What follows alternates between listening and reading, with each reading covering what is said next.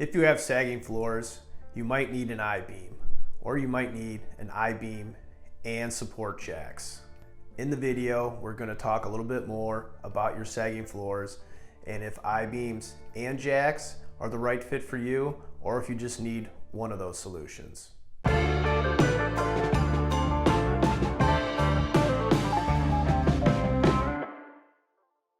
Hi, I'm Craig. I'm a project manager with Acculevel. In this video, we're going to talk a little bit more about I-beams and support jacks and which one is a better fit for your sagging floors. When Acculevel installs I-beams, we install jacks underneath our I-beams every 5 to 6 feet.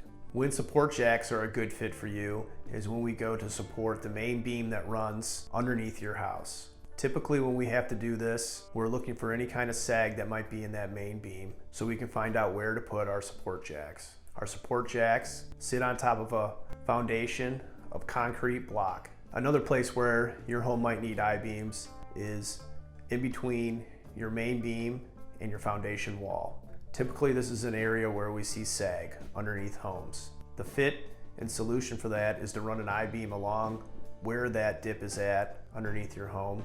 This usually is a cause from homes that are a little bit older or homes where their joists aren't large enough to support the span that they are running.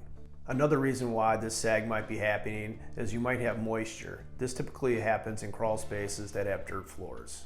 With that moisture, wood, which is organic, is going to start soaking up the moisture and it's going to create more sag. You might want to think about a drainage system also if you're seeing these kinds of effects. If you only need your main beam supported, then support jacks are the right fit for you. But if there's another area underneath your home that has sagging going on, then we would definitely want to look to put an I-beam underneath that have support jacks underneath that to support your home and take the sag out of your floors.